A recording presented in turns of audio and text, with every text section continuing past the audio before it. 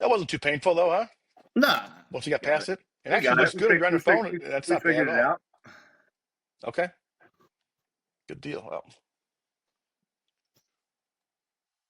one more. See, I got my thing in the background here. Let's see here.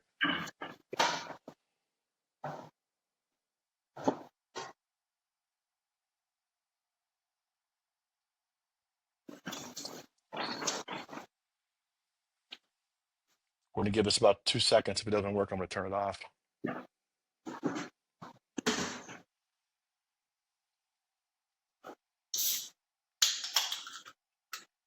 Good. All right. So cool, man. You made it seem like no questions off limits, nothing crazy I could think of anyway. I just didn't know if you had anything legal going on you don't want to chat about. But Yeah, no, I'm all good, brother. awesome. All right, cool. I'll do a quick little intro. I wore the shirt. I'll talk about that in a minute, but yeah, do a quick little intro, then we'll jump into it, All righty. and then we'll have my producer kind of edit this thing down, and we'll get you some copies of it and all that happy shit. So, Sounds good. all right, everybody, welcome to another episode of the Financial Advisory Podcast. Got a pretty cool guest today. This is somebody I met through networking. I met him through one of John Sarasani's events, and he happened to be there. And I didn't know who he was until he was there. And I'm like, man, this story he's talking about sounds pretty familiar. And after I heard the story, I'm like, I know who this guy is. And then I kept, put all the pieces together. And so we'll get into that in a minute. But in the meantime, welcome to the podcast, Ian Smith. Thank you for having me, brother. Good to see you again. It's been a little Yeah, while. yeah, it has been a while. Your beard's getting longer. I love it. So to the point that we're going to get into, the shirt that I picked out for the podcast specifically, I was going to wear it to the gym. I mean, I have this shirt, it's in my repertoire. I wear it to the gym maybe once a week anyway, just grabbing shit early this morning, and I'm like, I'm going to save that, not get Very it all fitting. sweaty, and keep it for the podcast. And this is perfect for us. So It is. yeah, let's get into it, man. I mean, you kind of made a name for yourself, and I don't know that you were famous, quote unquote, before this, but during COVID, you had a gym, and you guys pretty much refused to shut down during the lockdowns, and you rose to fame kind of because of that and stood your ground. And as far as I know, the legal ramifications were still ongoing as recently as last spring. So it's kind of a long effort there. You want to jump into that a little bit?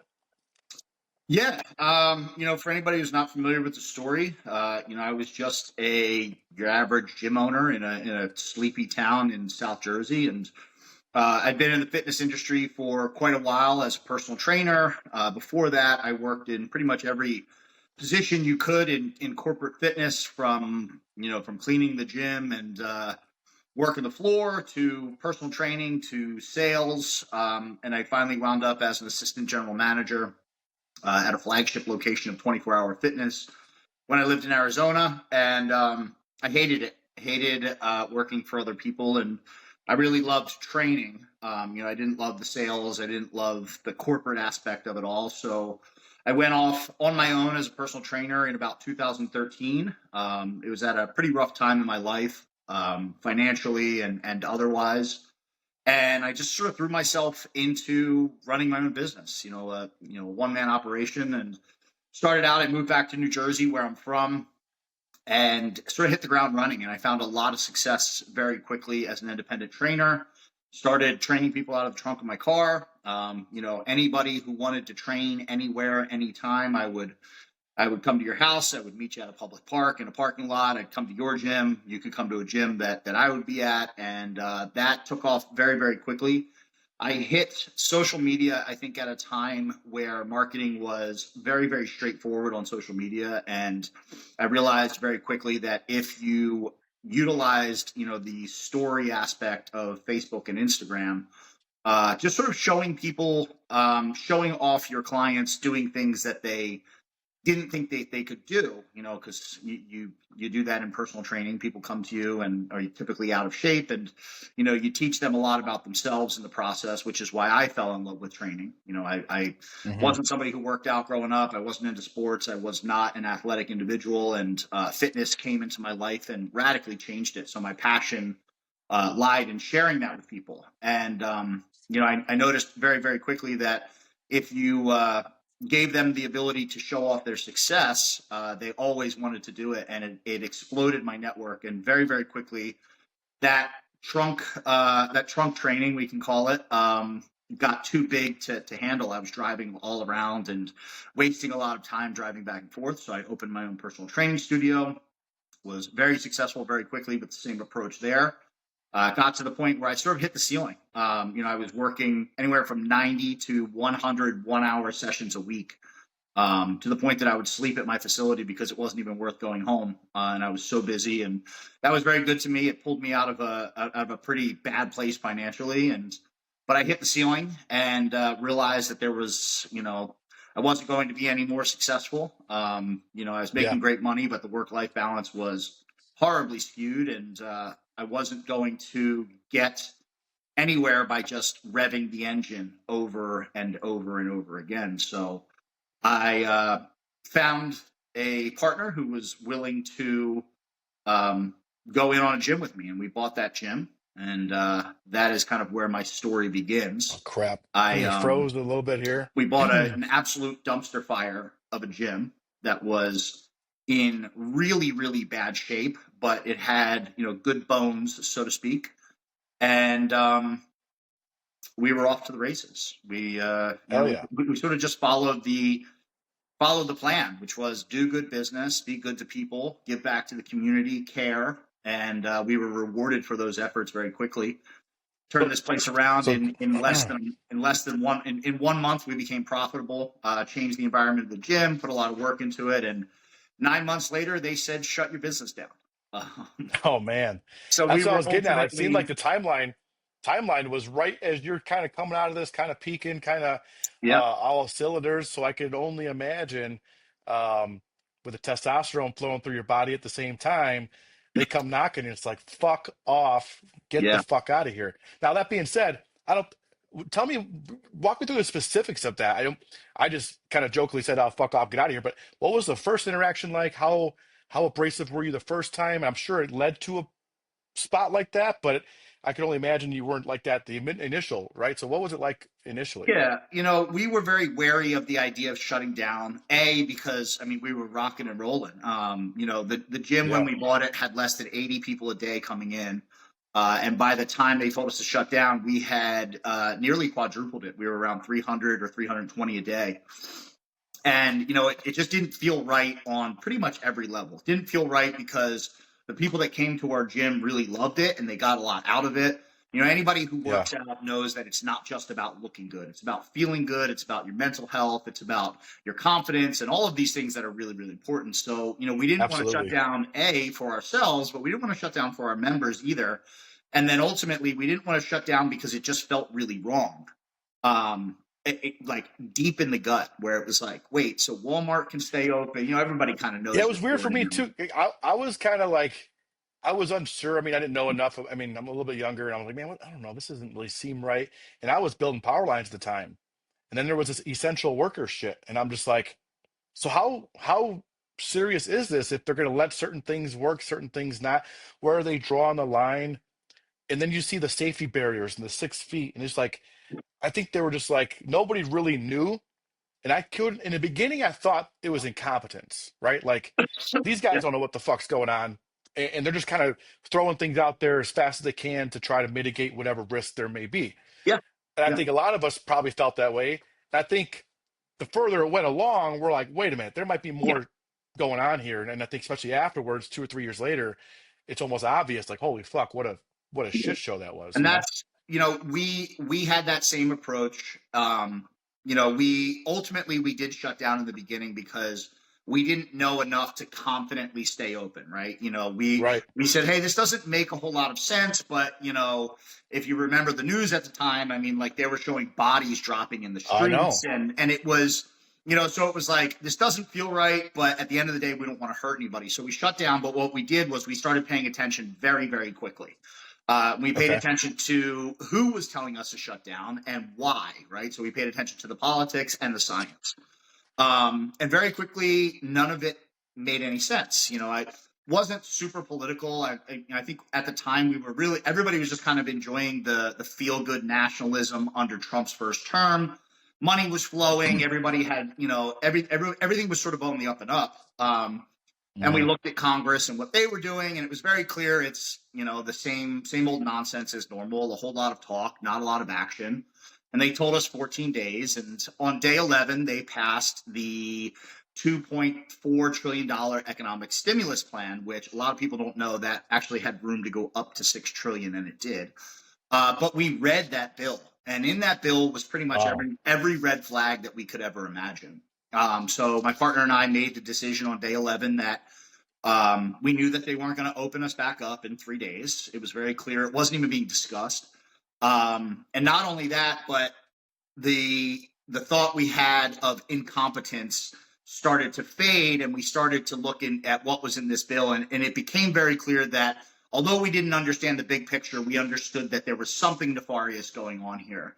Okay. Um, Okay. and that we and our families and our community and ultimately the country were not going to be a victim of what these people were up to. So we made the decision, but we weren't going to do it sort of just fling the doors open, middle finger salute, defiance for the sake of defiance. We were going to do it in the most reasonable manner possible. So we took the next 6 weeks to study everything we could about COVID at the time, mitigation efforts, how the disease actually worked, who was really at risk, all of these things.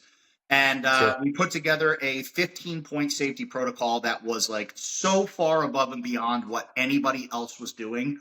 We did all the stuff everybody else was doing, capacity limitations, cleaning, but we changed our HVAC filters to I forget what they're called. They're like special filters. We brought in air scrubbers that used UV light to circulate and scrub the air. We moved the And entire. how much did that cost you? That 6 weeks of not only being shut down, but all like the retrofitting. How much did that cost you guys? Oh, Do you remember? we lost track of it. I mean, over the Yeah. course of all of it, hundreds of thousands of dollars. And as you're Although doing that, are you thinking, we were are you, when you're gifted a doing that, lot. oh, We sorry. were gifted a lot Yeah. by other small businesses who were in the Oh, okay. cleaning space and stuff like that. So people would hook us up. Sometimes we got Yeah. stuff for free. Sometimes people would give it to us at cost. Because people really liked what we were doing, and when they got word, Yeah. that we were going to do it, people wanted to help. Um, so we took the next 6 weeks. We put that safety protocol in place, and I sat in front of my phone like this, and I made an announcement on week 7 of the shutdown. I talked into my phone, probably did 40 takes of this video, and I explained who we were, what we were going to do, why we were doing it, and also how we were going to keep people safe in the process. And at the end of it, I invited everybody who was a small business owner or a school or a church or anybody that was non-essential to take a look at what we were doing and to apply that to their own business or their own place, and to do the same, because we were told that everything was going to be okay. We were told that there was these loans and all this, and there never was. I mean, some people got them, Yeah. but there was all sorts of restrictions. We weren't able to get them because we hadn't been in business for a full calendar year. We still had to pay our bills. So we said, hey, this is what we're doing. We notified the local township. We notified the local police. And we said, hey, if you guys want to talk about this, we're more than willing to discuss it. But if not, we're opening next Monday. And that caught Yeah. the attention. I remember sending the video, and my Instagram was, I don't know, probably 3,000 followers at the time, just a fitness Instagram. And I sent the video, and it just went, for the size of the account, it went like viral. And I was just like, oh man. Oh shit. And it got very real very quickly. And there was this very clear split where some people were saying, good for you, can we come work out? We support you. Can we donate? And everybody else was calling us grandma killers and Yep. psychopaths and Yeah. everything. So it was Selfish. like, okay, this is Yeah. a hot button issue. And I mean, this was still early, so it was people were rabid about it. And there was a very Oh yeah. small group of people who were supportive. I call them the early adopters. And the next day, I got a phone call from a producer at the Tucker Carlson show. I was in the Hmm. gym. I was in the gym training one of my clients. Because we were closed, but like a lot of Yeah. businesses, we were not closed. Yeah. Um, and picked up the phone and said, "Is this Ian Smith?" I said, "Yeah." I said, "You own a gym in New Jersey?" I said, "Yes." They said, "Are you going to open next week?" And I said, "Yes." He said, "You want to come on the show and talk about it?" And I said, "Yes." Um, and they said, and I said, "When?" They said, "Tonight." And I was just like, "Oh crap."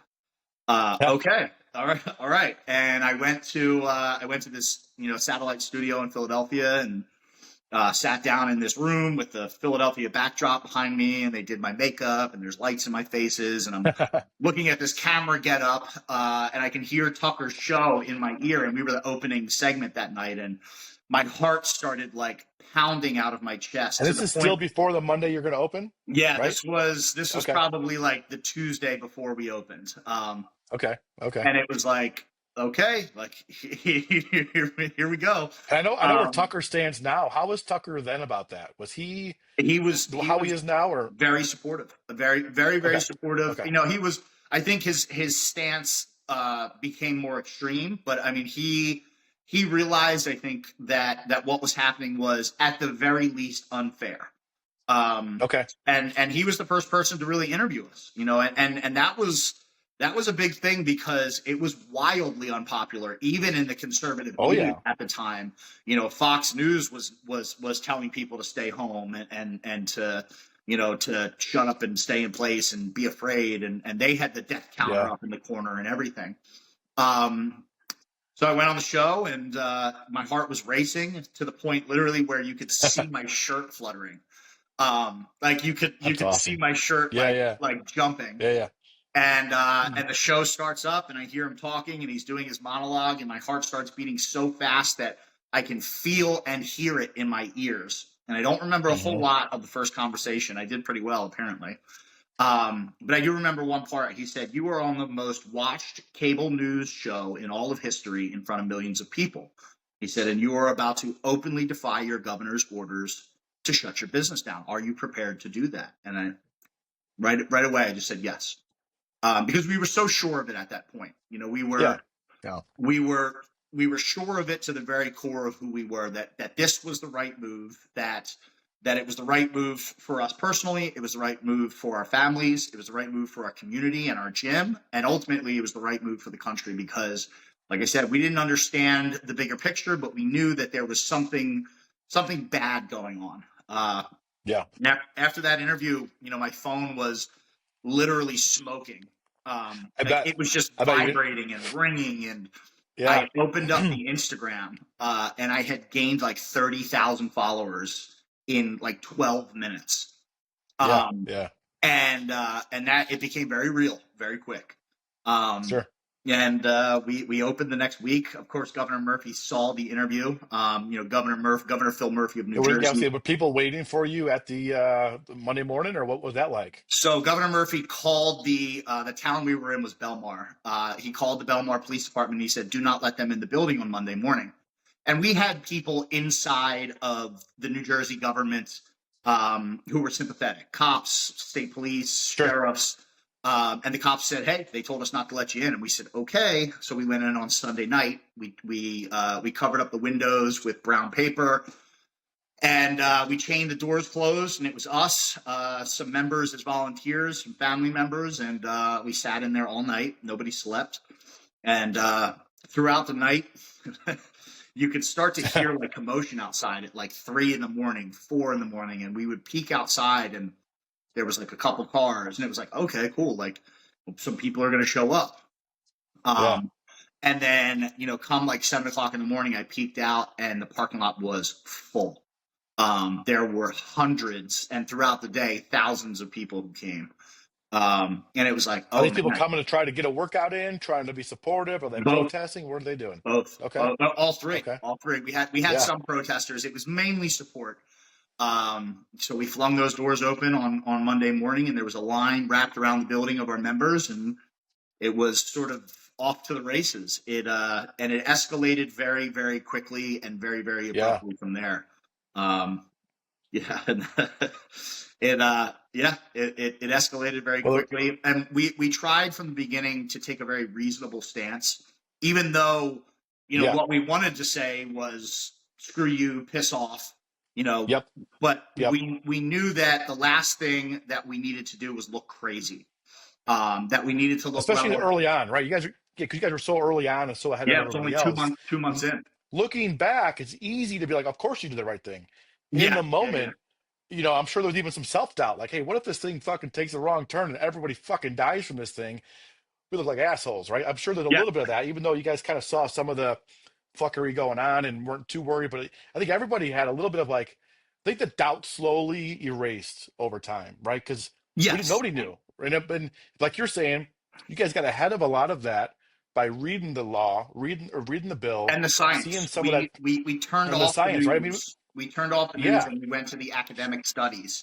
And we yeah, read through that very, very dry academic material. And it was very clear that it was like not, that it was a common respiratory thing and that there were risks, but that being healthy would mitigate those risks, that that exercise was the and biggest fresh thing that air came out for me. It was like, and raising holy your shit, heart rate, and it's like, yeah. duh, that makes perfect sense, like, All this if was like you're, a culling of like the culling of the herd of the people that were not so healthy. I mean, what an eye opener, like, and you think that more people would have been open up to that fact of like, wow, being in shape could mitigate, a lot of problems here. And the world's largest pandemic ever, just being in shape was the single biggest thing you could have done to help yourself. absolutely, And it yeah, wasn't masks, it wasn't sheltering in place, it wasn't 6 feet, it was being healthy.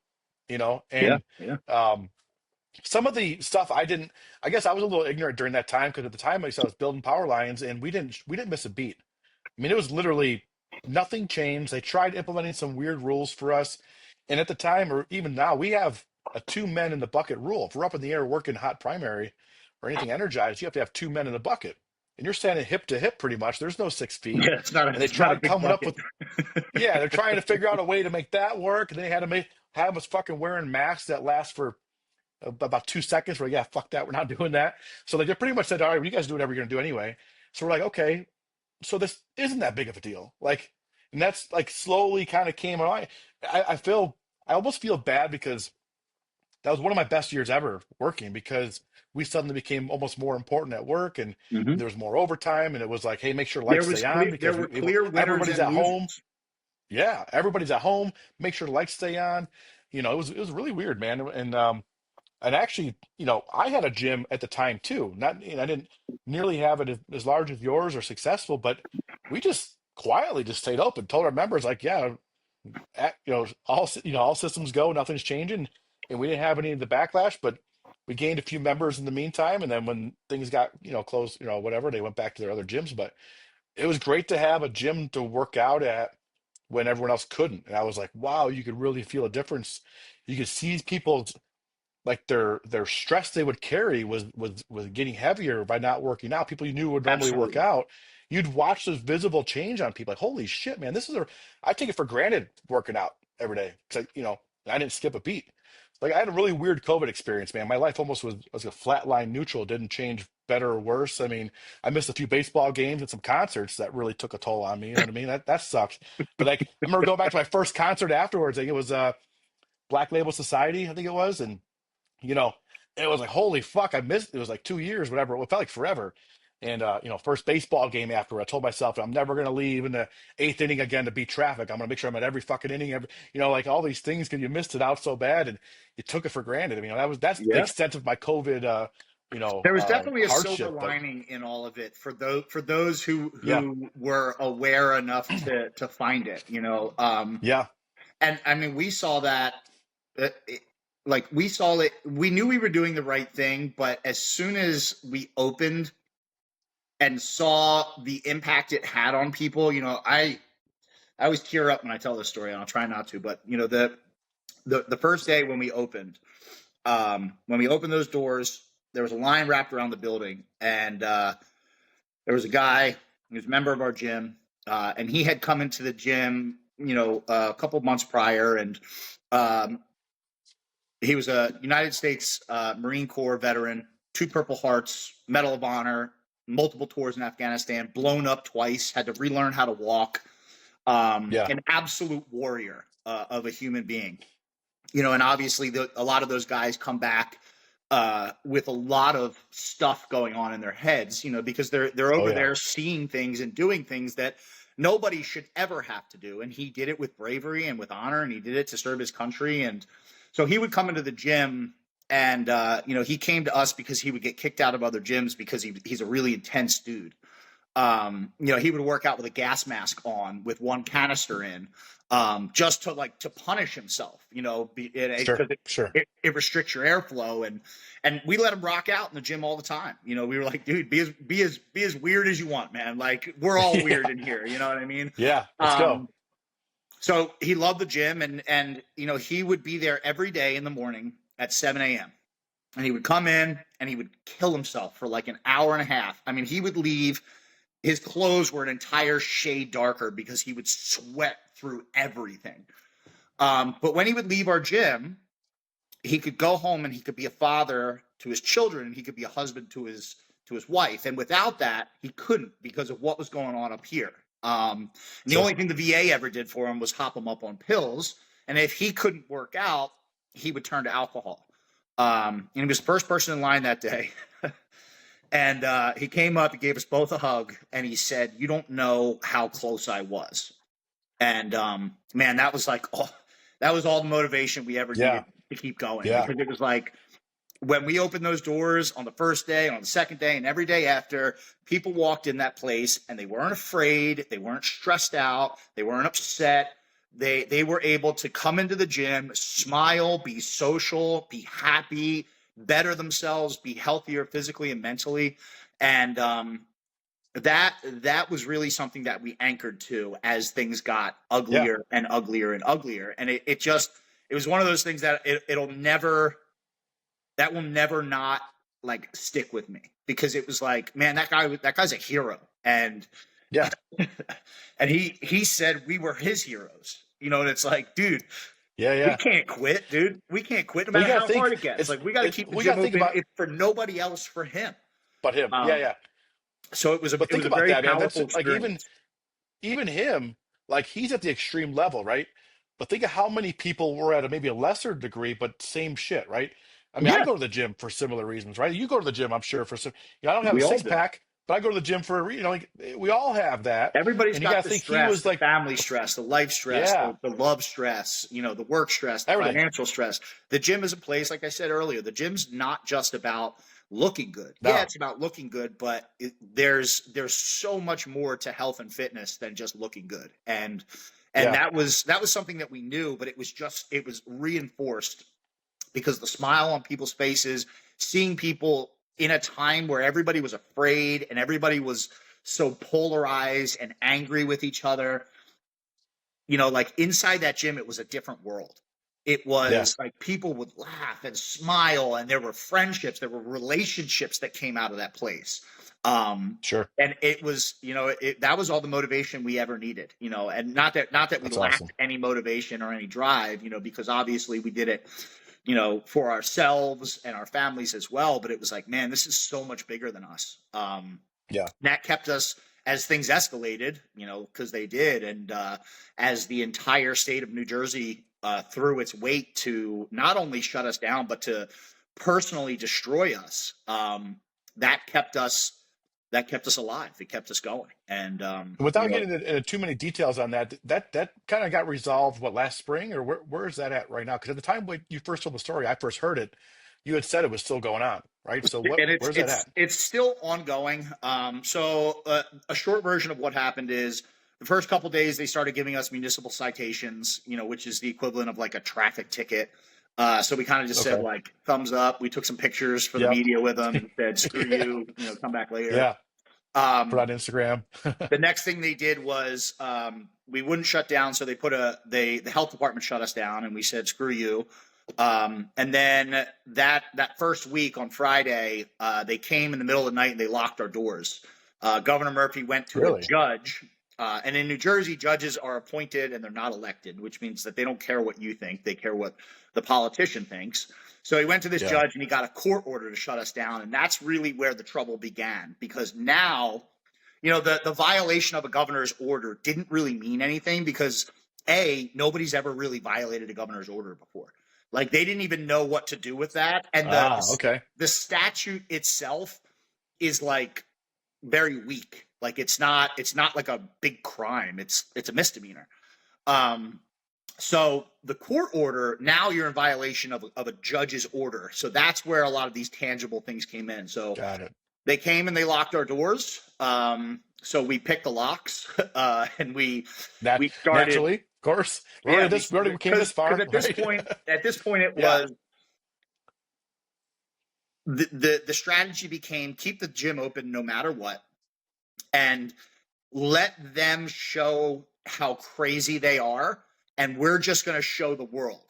Like, we're going to show the Yeah. world how crazy you will get no matter what, no matter the fact that nobody's dying, nobody's getting sick.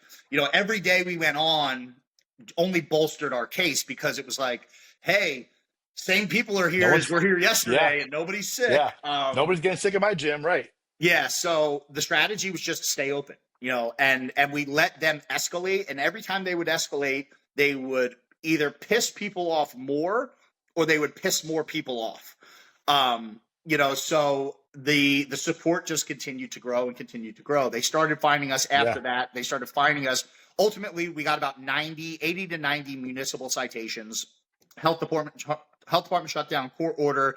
They changed our locks once. They started finding us $15,497.76 per day.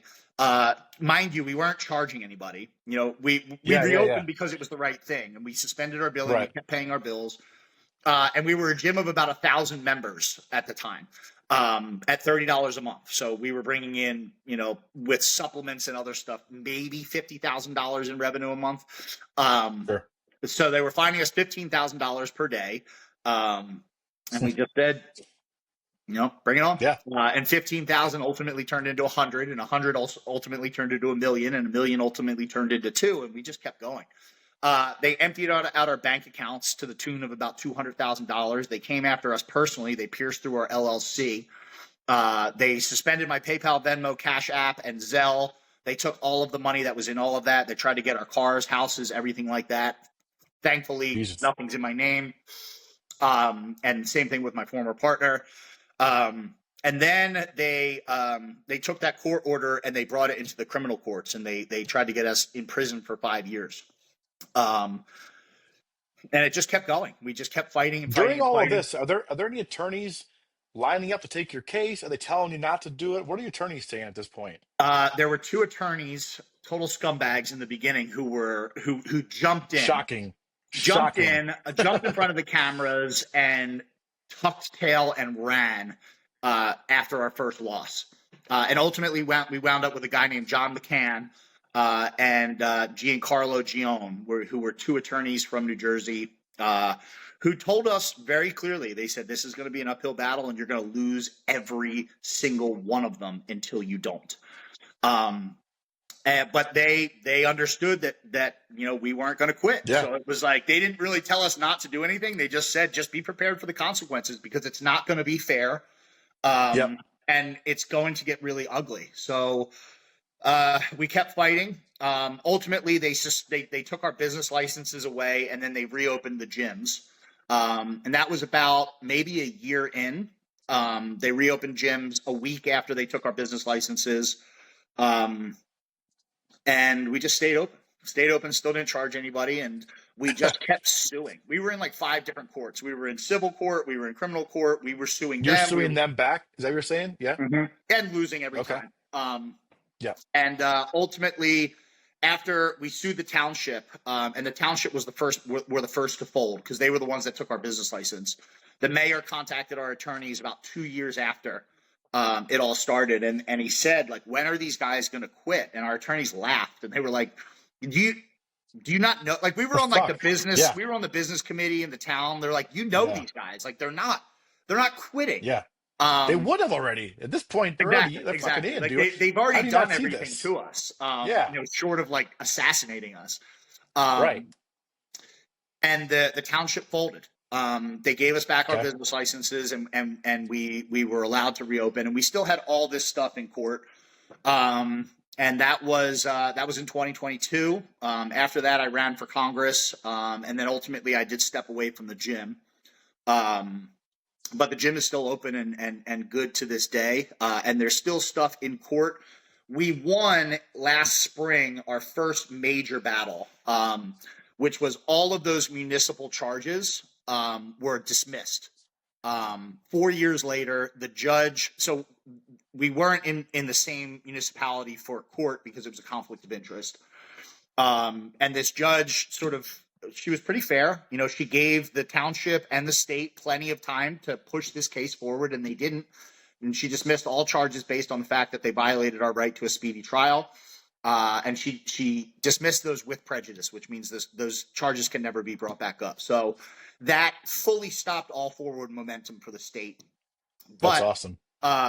that is one small part of it. So all of the money that they took from us, all of the punishment that they put upon us, now the next step is to go back and to say, Get it all hey, back. this was all based on this court order, and that court order was based on the fact that we violated these municipal charges. So now that these municipal charges aren't there, we've essentially kicked a leg out of the chair. So that's a whole nother battle in and of itself that is ongoing. You know, and who knows how long that'll take. It's pretty fascinating. They used to get us in court literally the same day. Our lawyers would call us and be like, hey, you have court. And we'd be like, when? They'd be like, 3 hours, get ready. And it's like on their terms, it's as fast as they want. Oh, yeah. And when you move against the state, it goes very, very, very, very slow. So it drags out and drags out. And that stuff is still unresolved. The first step would be to null and void the court order. And if that happens, which it should, it's just a matter of money and time, we can then go back and get damages. So that's sort of where we're at. So it's a long, long process. That'll still probably go on for probably another who knows how many years. But it's one of those things where it's not a threat anymore. It's just kind of dealing with the damage that they've caused. And, ultimately we'd like to see some retribution, but honestly, I've made peace with it to where we proved our point. Yeah. You tried to destroy us. You tried to shut us down. I mean, the state of New Jersey has 12 attorney generals. 9 of them were on our case. So 75% of the state's legal capacity was after us. Mind you, this was while BLM was going on and people weren't being prosecuted, but the gym that wouldn't close, had 75% of the state's legal power. So, I made peace with it. We won, in my opinion. Would it be nice to get some retribution? Sure. With interest, too. Am I counting on it? With interest, adjusted for inflation, all that shit, dude. Yeah. Give me some fucking money. Yeah. Would that be nice? Sure. Is my life okay without it? Absolutely. The whole thing was based – we did it for the principle, not for the money, not for anything like that. I also think it's a lot easier now to be at peace with it knowing you guys were right. And I think the whole public perception, in every way. Yeah, and I think the public perception has anybody who was on the fence at the time. I think they've pretty much all come around to the fact. I mean, almost everybody, and maybe not publicly, but at least privately. I think everybody, at least 95% of people, are like, that was a little bit of an overreach. Like, holy fuck. We had people come to us all the time, as the battle raged on. I mean, I remember one guy. He came into the gym, and I was at the counter, and he came in. And he said, "Hey, man, can I work out?" And he said, "I'm not a member." I was like, "Yeah, dude." And at the time we still weren't charging. I said, "Gym's open. If you want to buy a T-shirt or something to show support." And he was like, "I'd love to." Yeah. Man. He bought a T-shirt for everybody in his family. And when he was buying the T-shirts at the end, he said, "I have to tell you something." And I was like, "What's that?" And he goes, "I used to trash you online." He said, "I thought you were the biggest piece of shit in the world." He said, "I thought you were selfish." He's like, for opening up or other shit. Talk about for the opening up part or the I'm a guy with. I mean, the skeletons aren't in my closet. I'm a guy who has made plenty of mistakes. I'm a very, very easy target. If you want to hate me, there's plenty of reasons to do so. Got it. I wasn't sure where he was coming from. If it's like, I got you though. Okay, yeah. Yeah. And that's something I had to learn to deal with. I had to learn to deal with my past mistakes being thrown in my face as a reason, because people couldn't argue based on merit of the ideas. Because we knew what we were doing. We had studied the science. They're mad, but they can't figure out why they're mad. So let's use whatever else we can. He's mad because blah blah blah. So he said, I used to trash you online. He said I was obsessed. He said I used to trash you every day. He said, and as time went on, I realized that you were just a dude doing the right thing. And he was like, I just want to tell you I'm sorry. I was like, well, well, thanks, man. And he's like, dude, he's like, you changed my perspective greatly. And he's like, you opened my eyes. He's like, I'm a guy who always just assumed that the government was doing the right thing. And he's like, Sure. you opened my eyes to the fact that, that I should question, and I should pay attention more. And we got tons of that stuff. And now even further, there's nobody that'll tell us like, oh my God, I can't Yeah. believe you did that. Like Yeah. maybe Yeah. like a Yeah. couple people, but these are Yeah. miserable people who have nothing else to worry about at this point because Fuck them. we've They're been visible vindicated. then. They're not going to change them. Yeah, exactly. Been Yeah, yeah. You're vindicated. I not going think to the change. science and There's always everything. going to be some people who are still, Yeah. still I remember early on on their too, 12th like I think booster or Elon, whatever. Elon Musk, yeah, no shit, right? You fucking Travis Kelsey's cocksucker, fucking getting Yeah, the fucking fucking nerd. yeah. Anyhow, but you see, like the like early on, Elon Musk was like, "You want to make, I want to make ventilators? I can shit out ventilators, but you're not going to need them." Like he was very open, like, but if that's what you think you need, I'll spite you and make them for you, but you're not going to need them, and he did. I think it was very obvious, like from a lot of people that were on the know, this is ridiculous, right? And Mhm. you were able to get ahead of it by reading. I think it's fascinating. Um, like I want to talk about some other stuff too, because I think that's a big part of your come up on the fame side of things. That's not just who you are, right? You also have some other things that you got going on, and Yeah. talk about your supplement company that you're involved with now. With So I'm involved with First Form. So okay, during COVID, during the craziness of the gym, tons of people reached out and people were very supportive and you know, just from anybody from your average Joe to people like Andy Priscilla. And Andy okay, messaged me one night after he's the founder of First Form, which is okay, started out as a nutritional supplement company, but is now what I would consider like an active lifestyle brand, like a Nike. Um, and he reached out and was very sympathetic and very supportive and um, we exchanged numbers and I would talk with him pretty much every day. And he cared a lot. He yeah, cared, not that other people didn't, but like he would call me every day and be like, yo, what's going on? Are you all right? Well, like, talk to me. And we developed a really strong friendship in the process. And he would always ask how he could help. And, nice, it was like, at the time, it was like, dude, I don't even know. Like, I don't know how you yeah, can help me. And one day he sent me a contract, and it was to become a First Form athlete. And he said, I can't get you out of this, but I can make sure at the very least that you have a way to provide food for your family, and that you don't have to worry about that while you're sure, going through all of this. And I've been with First Form for years. I've been with First Form for 4 years now. Um, hell yeah, and as a result of I guess the credibility that I developed in the business world after I left the gym and ran for Congress, I was presented with a number of options, and now I own 4 different businesses. I'm a partner at yeah, 3. I still have my training company, um, and it's been really cool because business has always been a passion of mine, and what we did sort of sent a message to other businesses and particularly other people who wanted me involved in their business that no matter what, I mean, even if I didn't know what I we're was gonna do the doing, right thing. that I, We're that gonna I do the would right do thing the no right matter thing. what. Yep, Yeah, you just took the words yeah, right out of my mouth. So yeah, that's cool. now I'm a co-owner of Summit Rejuvenation. We're started out as a brick and mortar testosterone, hormone replacement, blood work, peptides Yeah, facility that helps people educate themselves about their blood work first and foremost, access to easy blood work without begging your insurance company to cover it.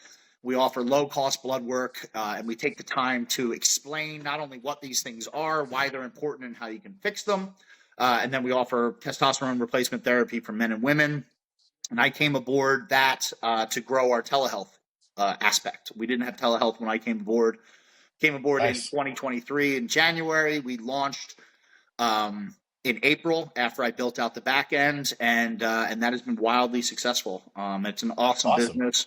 Um, we get to help people feel better every day, which is why I was in the health Yeah, and so fitness I want to field to talk about begin that a with. little more. I think there's a stigma still, for some reason, about TRT and men, and even with women Yeah. getting needing it or whatever. And I guess what's your message to anybody?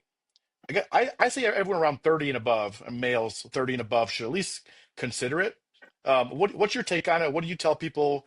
that are interested in it? Because I have some young kids that are interested too, but I'm like, maybe wait till Yeah. about 30. But Well, what do you suggest? well, first of all, we have this epidemic, this quiet epidemic that, government doesn't talk about and the medical industry as a whole doesn't talk about, where especially in men, but it does affect women. It affects women a lot. Yeah. Um, our hormonal system is under attack. And it's sort of a Yep. consequence of the modern world.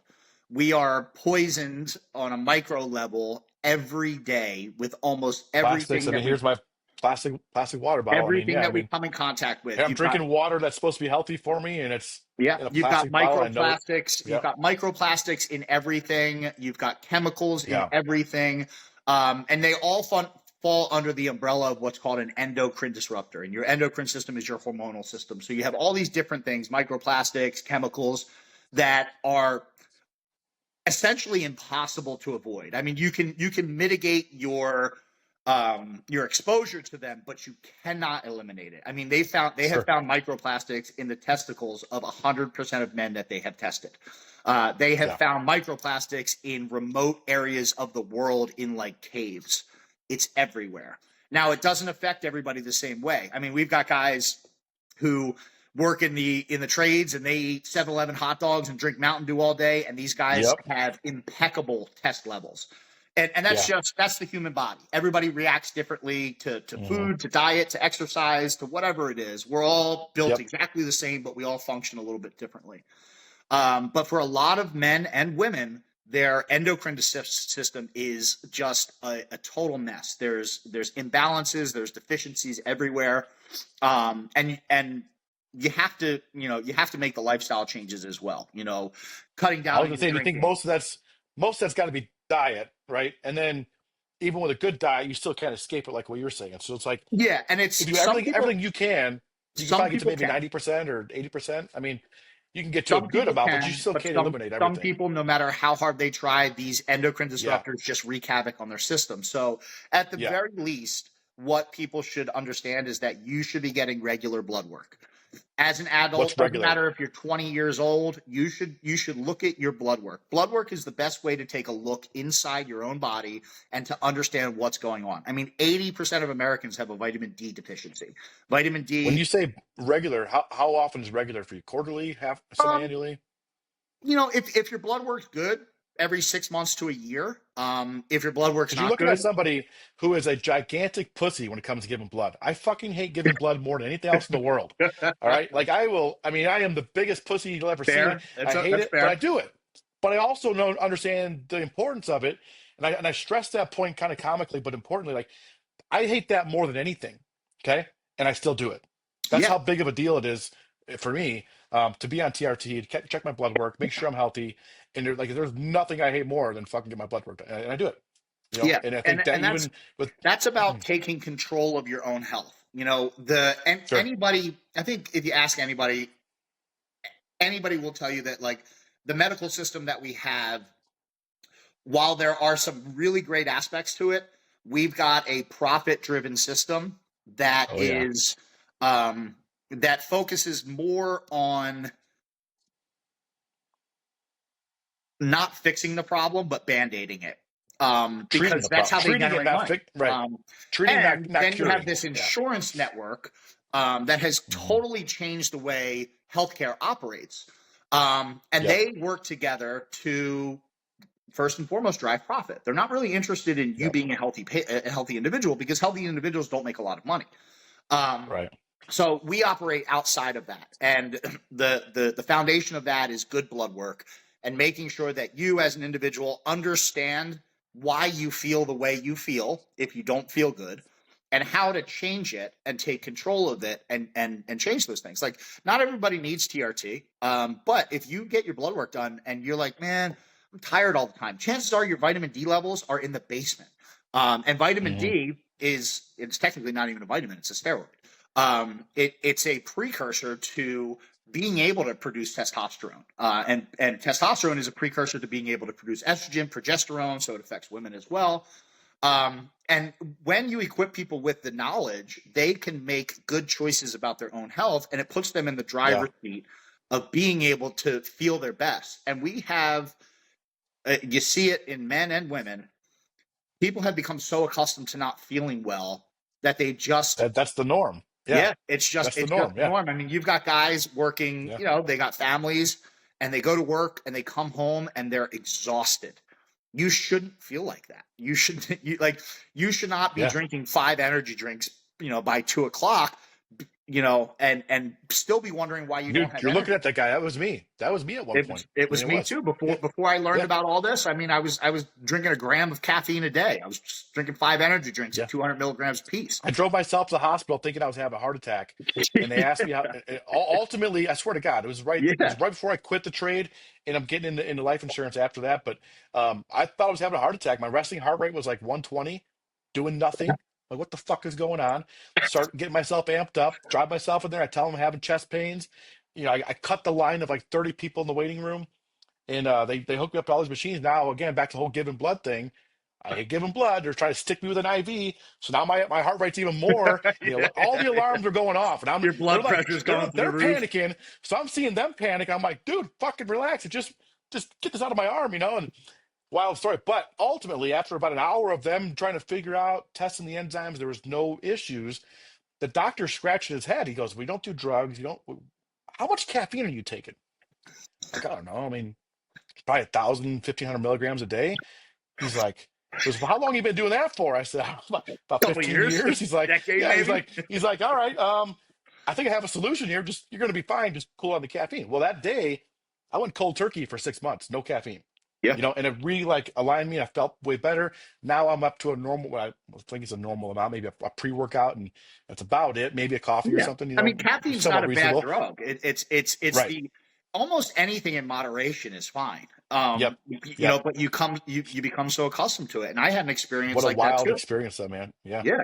Yeah. We think So more is we've more, got and then more a is more. country of Yeah. people who don't really realize how much better that they could feel because you go to your doctor and you get blood work once a year and he's like, oh, you're in range, but like Yeah. Well, the range is what this. range, you know what Yeah. I mean? Like, oh, you're I at the remember the first time very I heard bottom that. of the acceptable range. And what they don't tell you is that range, Yeah. talking about specifically testosterone, but anything really, Yeah. got guys coming in and their levels are at like 310 and the doctor says you're within You're range. fine.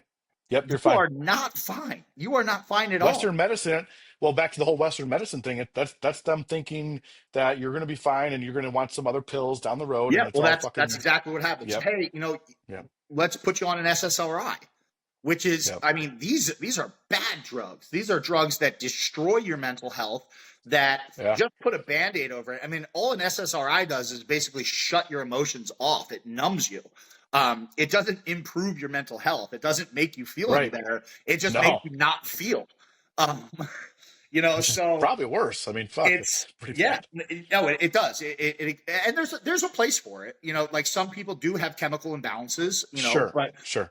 the way that they will give you That's the that minority, the though. That's first not time they everybody. talk to That's, you, but they will tell you yeah, that your testosterone levels are fine and that TRT is dangerous. And in reality, TRT, people think of testosterone and they think, oh, the big guys at the gym. Testosterone has nothing to do with that. Testosterone is linked to almost every major biological function in your body, from your energy to your mood to your sexual function to your sexual health in terms of your ability to reproduce, to your confidence levels and your assertiveness. yep. So you've got a country of Just men your who, drive. You're wanting to move forward yeah, and do it, and who yeah, you've got a country of men. yeah.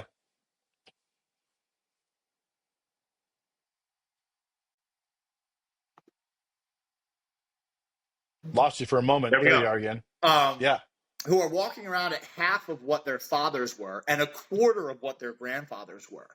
And it's yeah, largely ignored by the medical industry because they just say, that's the range. But what they don't tell you is the range has no basis in science or medicine. The range is just the average of where we're at right now, and it's what the yep, insurance companies will pay for.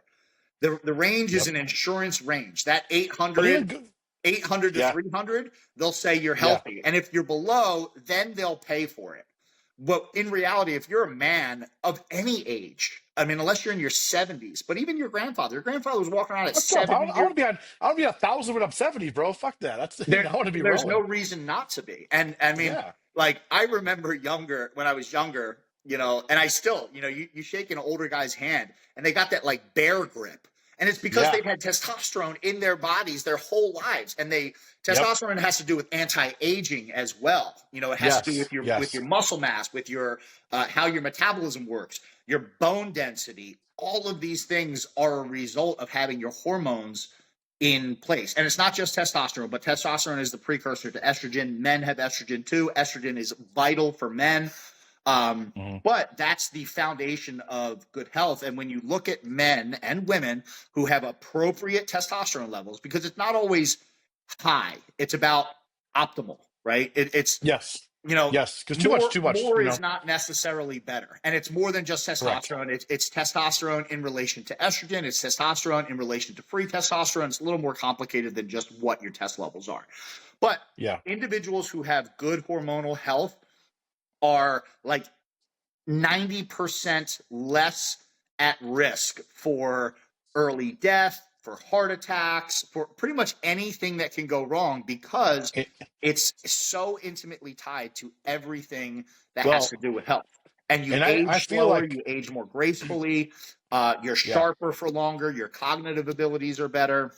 But again, in a upside down system that we have, these big companies are not interested in that, because Well, if you're I just can on speak of that. testosterone, you're not going to Yeah. be on SSRIs, you're not going to be on weight loss drugs, you're not going to be on this, you're not going to be on that. You're Yeah. going to have your one thing that fixes the problem. And again, you don't just rely on that. You have to have the underlying foundation of good health. But for most men, they find themselves in a position where it's so hard to get the ball rolling because they feel so shitty. And Yeah. testosterone replacement therapy is a great way to, at the very least, kickstart the system. And it pushes people in a direction. And we have people every day who send us messages. Hey, man, I started with you guys a couple months ago. Dude, my marriage was on the ropes, Yeah. because I was coming home and I didn't desire my wife anymore. And it wasn't anything she was doing, but she didn't understand that I just didn't feel well. And the doctor told Yep. me I was fine.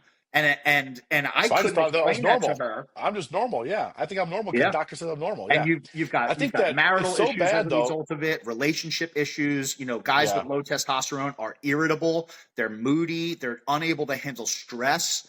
And then all of that sort of has this negative feedback cycle. Like, the less you're able to handle stress, the more stressed out you become. And the more stressed Yep. out you become, the more cortisol your body releases. The more cortisol your body releases, the fatter you become, the lazier you become. The more lazy you are, the more stressful. And it gets worse It and keeps worse and going. worse. Yeah. Yeah. Yeah. Yeah. And if you can just stop that dead in its tracks and push it in the other direction, there is a positive feedback cycle as well. The better you feel, the better you will become.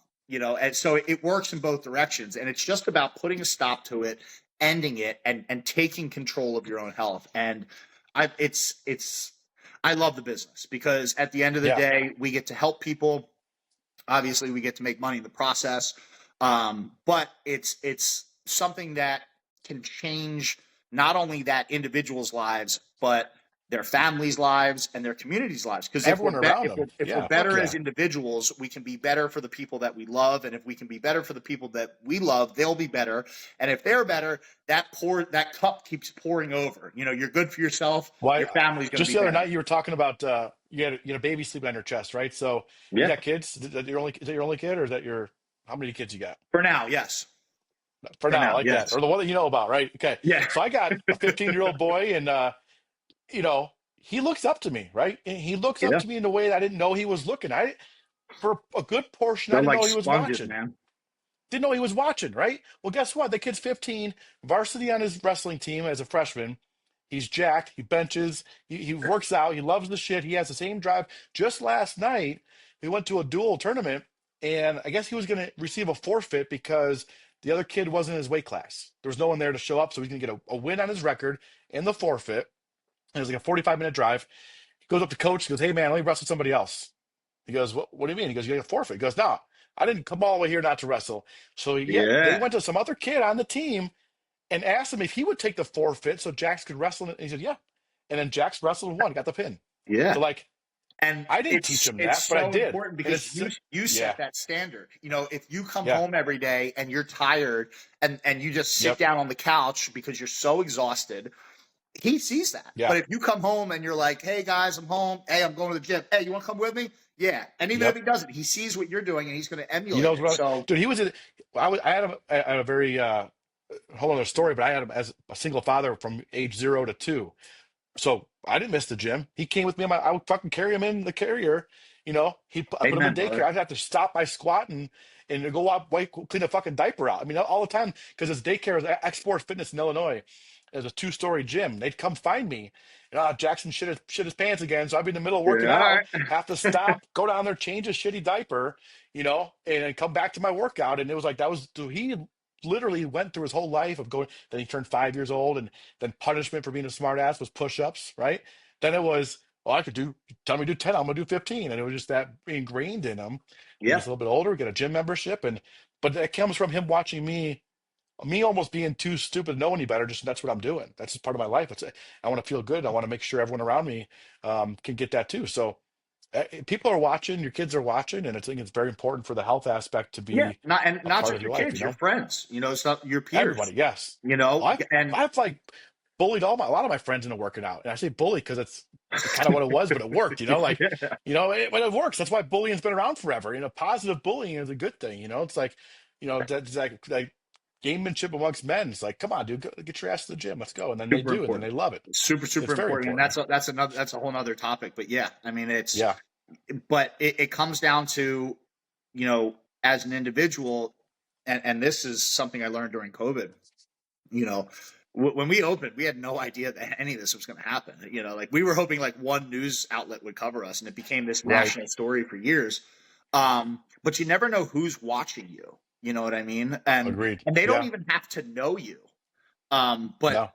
you living a good life and having these high standards for yourself and pushing yourself, whether that be physically, whether that be financially, or anything else, people look at that and say, "I like what that guy's doing," or "I like what that girl's doing," and that's how Yeah. you change the world. There's a quote, be the change you wish to see, or whatever it is. I think Gandhi said it, Yeah. but I mean, it's true. It's Something so that is a true, hate and breed. It's it a hate goes breed for our lyric like that kids, it too. goes for our friends, our Yeah. family, everybody, because when you're winning and when you're doing things the right way, you're setting an example for others to follow.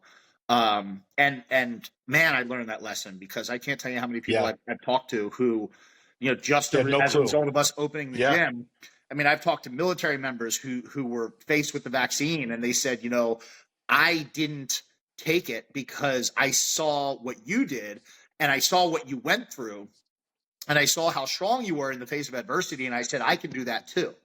And I've met business owners who have done the same. I've met people who have left their jobs because they were forced to take the vaccine, and they went and started their own business. And today they're so They're much way better better off. because of it. Yeah, Yeah. they're so Yeah. much better off as a result of it. And Yeah. it just shows like you doing the right thing like that is such a powerful way to change. Everybody wants to change the world, but the biggest lie we tell ourselves is that I'm just one person, right? It doesn't matter what I do. You know what I mean? Like Yeah. I don't have a following or whatever, but neither did I.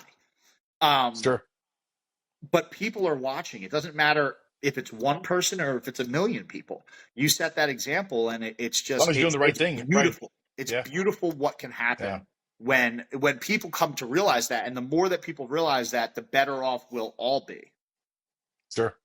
I got a couple questions for you to wrap up. We're getting long here. I think this is great. I don't even feel like it's been on for an hour already, but it's been an hour already, which is, Fire away, oh, man. yeah, I think it's great. I got some cool shit I think for you. So in the face of things, I mean, you mentioned running for office, right? Would you ever do that again under different circumstances, or what would you change about it next time? And please So tell me you'd keep the beard. I definitely would. All Although right. sometimes I think about chopping it off. The mistakes I Okay. made. Hang on, real quick about that. Before we go into, I want to ask about the beard. Are you worried that's become your brand now and you're stuck with it? Has it crossed your mind? It sort of has. Okay. Okay. Because people, Yeah. even if they don't like recognize me at first, Yeah. they'll be like, It's wait a almost like a, second. They're like, yeah. well, Okay. hold on. I've seen you before. Yeah. And Yeah. sometimes Yeah. it takes a while for people to get it, but it certainly has opened doors for me at the very, very I was least. gonna say, okay, it's almost like Um, be careful cutting the beard off. So all I'm trying to say is be careful because it's a yeah, financial thing no, now. You know what I I've mean? debated it for a while. So I'm Yeah. like, just a little change. It'll grow back. But then I'm like, man, Yeah. this It'll grow beard has back. opened a lot of doors for me. It really, really has. All right. Go ahead. Go into the politics thing again. Sorry, I didn't mean to cut you off. But didn't want to forget about asking that. I made a lot of mistakes. First, I underestimated what an absolute fuck show it is. We all kind of know that politics is a dirty game, but it's way worse than you can imagine. Um, Okay. so I went in a little overconfident for sure. And I ran for federal Congress. And if I would change anything, I would have ran at the local level. I thought, hey, Just I've got all work this. your way up. Yeah, and the reality is it's not easy to get elected. I mean, it's a nightmare. It's you put yourself up for sacrifice. You no longer have any time. You no longer make your own choices in terms of how you spend your time or anything like that. It's a thankless job if you do it the right way. It's not. I mean, unless you're like a Dan Crenshaw or Nancy Pelosi, you'll get rich doing it. But in reality, it's a lot of work and it's very, very hard work.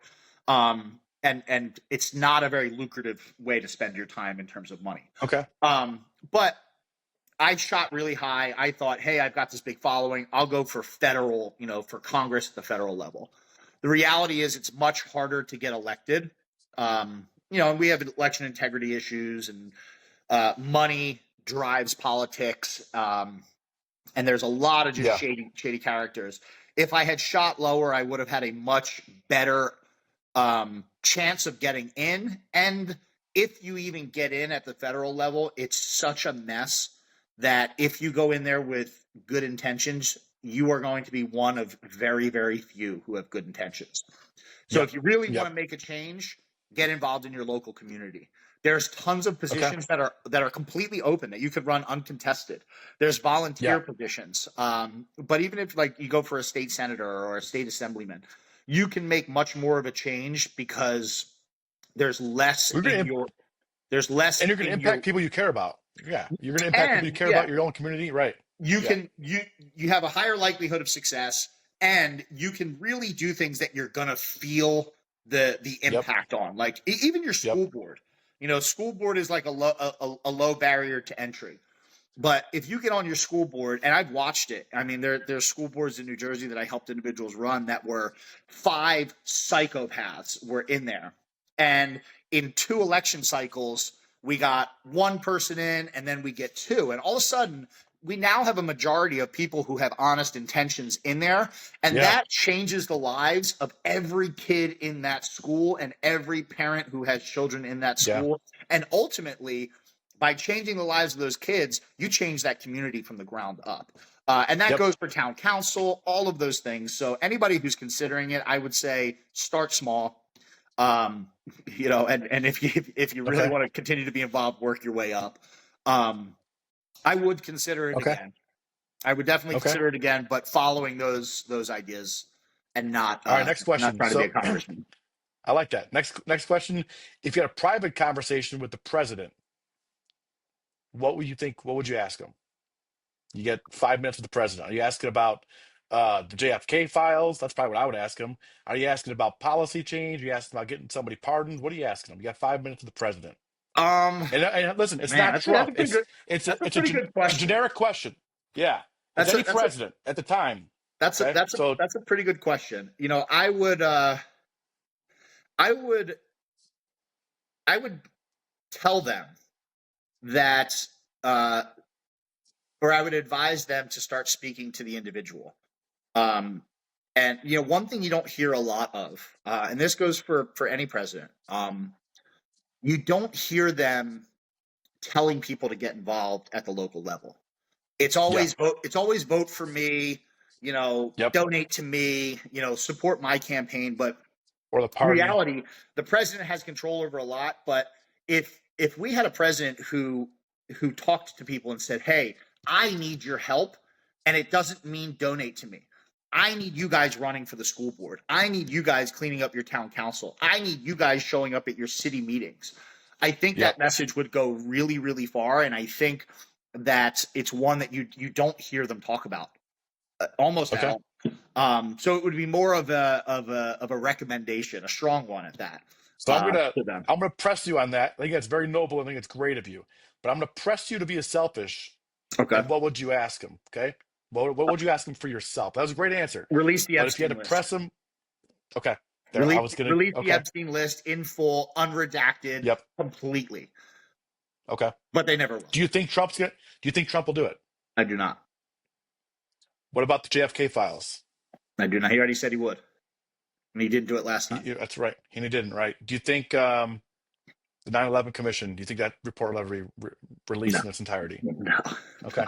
Okay. No. And and Trump even said it himself when he was questioned. I forget who asked him. Then Rogan, I think. He was interviewed about the JF when he was running this time, and they asked him why he hadn't reviewed or hadn't, why he went back on it. He said, and this is his own words, he said that there are people still alive who were involved, and that's a really bad fucking answer. It is. That's a really, Which tells me it has to be at an agency level, because age-wise, most of the people have aged out and passed away. But yeah. the agency's but alive. the whole point of releasing it would be to implicate and punish whoever's involved. That answer was probably one of the worst answers he's ever given. Because do you know what I think I have a belief on that. I think that if it is what I think it is, and the CIA is involved, I think a lot of people probably lean that way. If the CIA is involved, okay, if whatever, then that agency still exists. And that makes us look bad to everybody else around the world, right? It's kind of like your brother's fighting. You fight with your brother, and someone else steps in, like, fuck off, we got this, right? I think that's the only thing that's kind of maybe, we look really shitty if we assassinate our own fucking president, right? And I think that may be why it's not being released. Yeah, I mean, hope. and hey, to actually do that would be probably signing your death warrant. Gotcha. Right. So I understand that. I understand, like, hey, maybe I shouldn't release this because I don't want to get shot. But again, yeah. But if you're going to take on that job, comes with the territory, right? Yeah, it does. It does. And a great leader is a selfless individual. All right. And not saying Another it's question. easy to do that. That is not an easy choice to make. No, but it's not. And if you're not going to make it, that's fine. But don't tell people that you are. I agree with that. I would say the better answer to that would be like, hey, I'll let you. I'll consider it. I'll this or that. I don't know that I can. Not sure it's the best interest for the national security. You can't run on that I'm going to do it and then not do it. You can't do that. Yeah, just be honest. At the very least, just be honest. Hey, I can't do that for X, Y, and Z reasons. I'll consider it, but I also have to consider X, Y, and Z. Okay, that's fair. That's fair. I would respect that answer a lot more than I'm going to do it and then don't do it and then run on the same things that you didn't do before. Honesty goes a long way. You can, at the very least, you can respect somebody for being honest. Absolutely. You know what I mean? Like, even if you don't like the answer, you don't have to like the answer. But if they can say, here's the answer, that's 100% the honest answer I can give you. You can be mad about it, but you can't be mad at them because they told you the truth. Agreed. The problem is, in politics, you rarely get an answer that's not beating around the bush. I fucking hate that. It's horrible. So we can wrap this up. These questions are kind of fun, I think. We can wrap it up whenever you want to. We can keep going a little bit. But the Edward Snowden, do you pardon him if you have the chance? Absolutely. If it's up to you. Okay. Him, Julian Assange, Roger Ver, all of those people. Roger Ver just got arrested. He just wrote a book. I have it somewhere. I just started reading it. It's called Hijacking Bitcoin. And Roger Ver is the founder of Bitcoin Cash, which is another cryptocurrency. He's been involved in the crypto community for a long time. He wrote a book about how Bitcoin has been hijacked. That all of the things that we think about cryptocurrency, that it's this liberating thing, it's no longer true because it's been infiltrated and it's no longer anonymous and all of these things. He wrote this book and he was arrested a week later. after. Because of the book, or essentially because of the book. Because Wow. of what was in the book. Wow. And these people, Edward? you may not agree, like, you know, people are like, oh, you know, Edward Snowden, it's security risks and this and that, but the American people Well, there deserve was the a truth. CIA guy. I forget the guy's name, and I mean, he has a big fluffy hair, right? What the fuck is his name? The CIA agent, ex-CIA agent. He talked about it, and he says he wouldn't have pardoned him because he feels like what he says was like, what the public understands is he released this great thing. He's this hero, but then he did some other shit too. And I'm uneducated on it. I didn't know if you maybe were educated on that too, but I think for what we know about it, what he did, I thought, he should be pardoned. But I didn't know if you Yeah. had a different take on that or not. And I'm not sure exactly what he's referring to. And the guy may not be an angel. That's fine. That doesn't Fair, change the right? fact that what he did in terms of Yep, releasing the information was the right thing. The American people deserve to know how this government works. absolutely. And Yeah, most people have no idea. And if they correct. did, we would live in a very different world because people would be motivated to Yep, really change things. So despite anything else he's ever done, you know, I don't know what it is. I don't necessarily support it yeah, or not support it, but sure. he shouldn't be on the run because he released files that the American people should see. You can I you can agree. hide behind this idea of national security all you want, Yep. but that is a lame duck argument in my opinion. Well, my thing is, he released it, nothing happened. Like you can say, oh, but he did it, and nobody died because of it that I know of, or nothing catastrophic happened because he did it, and that's what you're basing your punishment on. Is that, well, it could have been this. Well, it didn't happen. Yeah, Everything's fine. He just right. So it's like, what are you fucking talking about here? Like he's yeah. fine, everything's fine. Yeah. So I think it's a bullshit argument too. But Anybody like that who does something like that, I think, in my eyes, I okay, think is at least that action is a very noble action because I mean he knew what was going to happen to him, or he knew at least the yeah, possibility of it, and I think that's a very yeah, selfless thing to do. And truth matters. You know, truth matters in everything that you do. It matters in business, it matters in your relationships, and it certainly matters when it comes to how our government runs, because there is a very, very dark underbelly to it, and it doesn't need to be that way. You know, yeah. government I doesn't agree. need to be run by a bunch of psychopaths who manipulate the American public. Uh, you know, government in and of itself isn't a bad thing. No, I And agree. it can be a very beneficial thing. It keeps order. It makes sure that we I have. like driving on my highways. I like having shit.